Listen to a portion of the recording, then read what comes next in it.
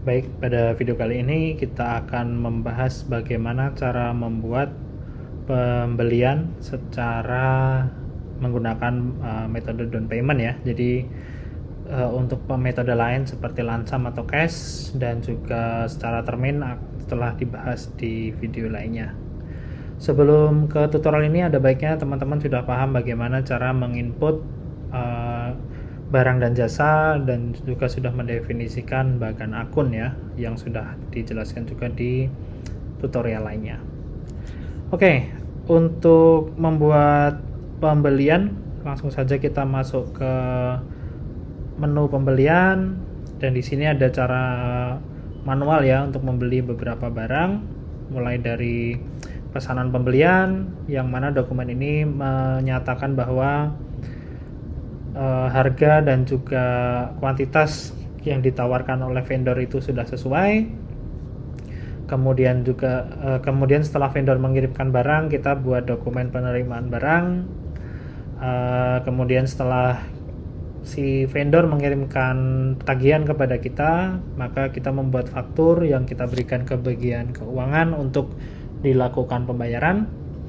Setelah finance melakukan pembayaran, maka kita menerbitkan pembayaran pembelian sebagai tanda bukti transfer. Proses ini dapat kita lakukan secara manual ya, satu persatu, atau dapat kita lakukan secara otomatis dengan misalkan kita mulai dulu dengan memposisikan kita sebagai bagian gudang ya. Di bagian gudang kita cek untuk stoknya, kita lihat bahwa ada beberapa produk yang sudah di bawah batas level stok minimum ya, maka kita harus membeli barang. Maka di sini ada tombol untuk permintaan barang. Jadi kita klik untuk membuat permintaan barang. Otomatis di sini akan terisi jumlah kekurangan selisih dari minimum stok gudang. Cuman ini sifatnya hanya suggestion atau semacam saran gitu ya. Jadi teman-teman selalu bisa mengubah nilainya. Jadi misalkan kita beli sebanyak 2 lusin gitu ya. Oke, kodenya ini bebas ya, tapi pastikan ini belum ada disimpan sebelumnya. Jadi misalkan kita 002 gitu. Dibuat oleh Pak Budiono dari bagian gudang misalkan. Kita buat permintaan barangnya, dan ini bisa kita print dan kita email ke bagian finance, atau nanti finance juga otomatis kalau login juga pasti akan melihat di sini ada status yang terbuka ya. Jadi status yang terbuka ini mengindikasikan ini belum dilakukan pembelian barang. Oke, proses selanjutnya lagi-lagi Anda bisa masuk ke sini atau bisa menggunakan tombol ini untuk secara otomatis membuat purchase order atau pesanan pembelian. Di pesanan pembelian otomatis sudah terisi item dan juga kuantitasnya ya, beserta juga gudang yang membutuhkan yaitu toko. Di sini kita buat nomor PO-nya 002 karena 01 sudah dibuat. Lagi-lagi ini bebas ya kodenya. Dibuat oleh Bu Noviana dari bagian finance. Kita terbitkan. Nah, setelah ini terbit, teman-teman bisa cetak, dan ini bisa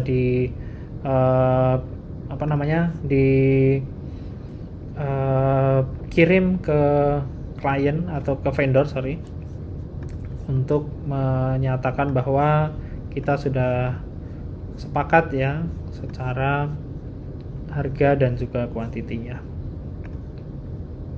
Oke, setelah kita kirim ke vendor, kemudian vendor lagi-lagi ini bebas ya, apakah ingin dibayar dulu oleh kita kemudian baru barang dikirim, atau barang dikirim dulu baru kita bayar, itu sesuai kesepakatan. Dan mungkin ada baiknya juga di bagian PO ini ada ditulis catatannya ya, ketentuannya seperti apa ya. Katakanlah misalkan kita ingin menerima barangnya dulu baru kita bayar, tapi karena ini sistem DP mungkin ya misalkan mereka ngirim setengahnya, kemudian kita kita DP 50%, kemudian mereka ngirim setengahnya, dan sisanya nanti untuk setengahnya lagi setelah pembayaran final gitu ya. Jadi kita bayar dulu baru terima barangnya. Skenario-nya seperti itu. Untuk membuat DP, tentunya mereka yang akan mengirimkan invoice ke kita ya. Mereka mengirimkan faktur penagihan DP, kemudian kita buatkan faktur ini untuk diserahkan nantinya ke bagian keuangan. Oke, ini kita refresh. Ini biasanya butuh waktu ya. Karena di sini DP, maka kita menggunakan uang muka. Di sini ada uang muka pembelian, utang supplier. Jadi ketika kita menerbitkan invoice ini ke bagian keuangan, otomatis perusahaan akan memiliki hutang gitu ya kepada supplier. Maka di sini ada utang supplier. Invoice DP misalkan 002 ya. Misalkan DP-nya itu 50% gitu. Ini tentunya sesuai kesepakatan ya. Otomatis ini untuk barangnya dan juga gudangnya sudah terdefinisi secara otomatis dan kita terbitkan fakturnya. Nah, ini fakturnya ini akan memiliki status terbuka. Jadi nanti ketika kita belum membayar, kita akan notice untuk segera melakukan pembayaran ke vendor. Setelah ditransfer ke vendor, teman-teman bisa buat secara otomatis di sini membuat pembayaran pembelian atau secara manual di sini ya. Oke, misalkan kita transfer dari bank BCA, pembayaran untuk DP misalkan nomor 002 gitu yang belum ada ya. Di sini sudah ada PPN-nya, jadi otomatis nanti akan mengurangi PPN kita yang harus kita setorkan ya, karena kita mengeluarkan PPN ke vendor gitu. Jadi vendor nanti yang harus membayar PPN ke pajak. Oke, kita bayar fakturnya sebesar 66.600 ya, karena 50%. Di sini kita bisa lihat statusnya udah lunas, dan di sini pembayarannya sudah 50% ya dari DP. Kita kirimkan bukti pembayarannya ke vendor, sehingga vendor akan mengirimkan separuh dari barang mereka gitu ya. Jadi separuh barang mereka sudah sampai ke gudang, maka kita buat namanya penerimaan barang. Penerimaan barang misalkan GR DP 002 misalkan ya, diterima oleh toko gitu misalkan ya. Ini tentunya bisa diubah jika nanti misalkan ada miskom terus tiba-tiba barangnya sampai gudang gitu misalkan. Ini contoh aja ya, dibuat oleh Pak Budiono, diterima oleh siapa misalkan. Oke, ini agak loading, kita refresh sedikit. Otomatis di sini akan memberikan tambahan untuk persediaan makanan ya, karena di sini adalah stok mie instan ya, atau mungkin teman-teman sesuaikan sendiri.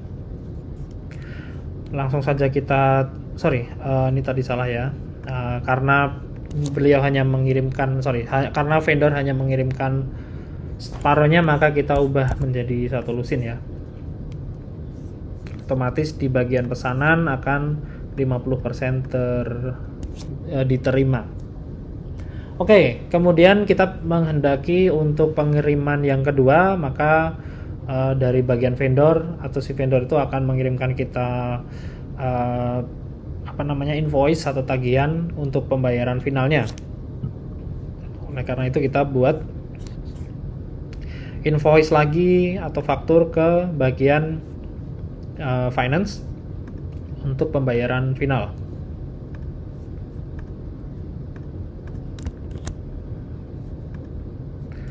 Pembayaran final di sini utang supplier ya, karena kita sudah membayar, otomatis nanti yang utang supplier itu akan dikreditkan atau hilang gitu ya.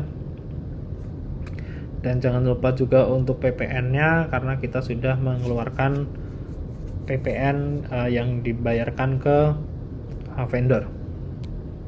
Ini adalah invoice untuk final payment 002 ya, transaksi 002.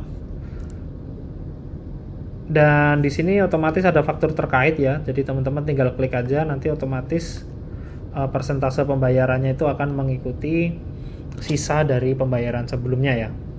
Karena udah dibayar 50, maka sisanya adalah 50. Dibuat oleh Bu Noviana tadi ya, dari bagian keuangan. Kita terbitkan, gudangnya juga sesuaikan aja. Lagi-lagi ini belum terbuka, kemudian ini kita kirimkan ke finance atau purchasing ya untuk ditransfer.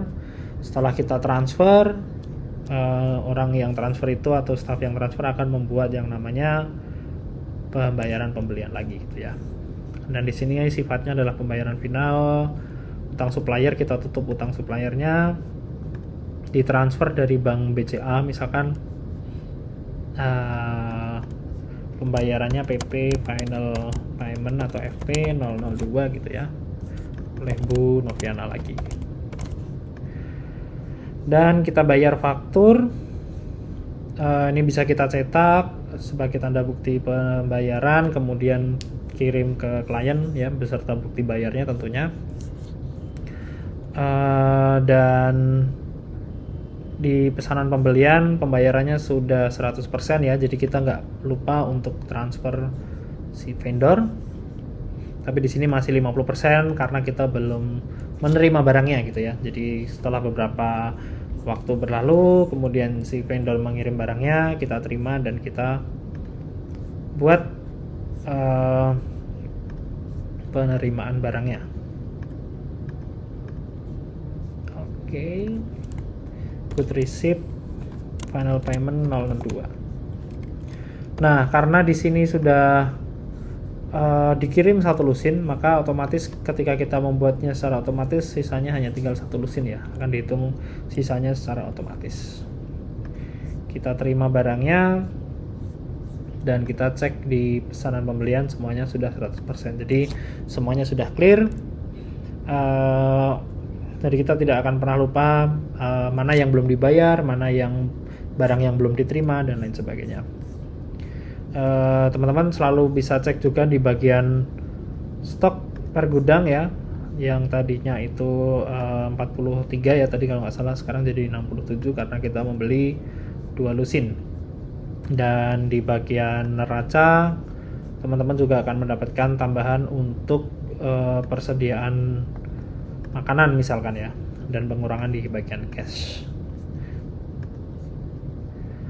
Oke, mungkin itu dulu video kali ini. Terima kasih sudah menonton, sampai bertemu di video selanjutnya.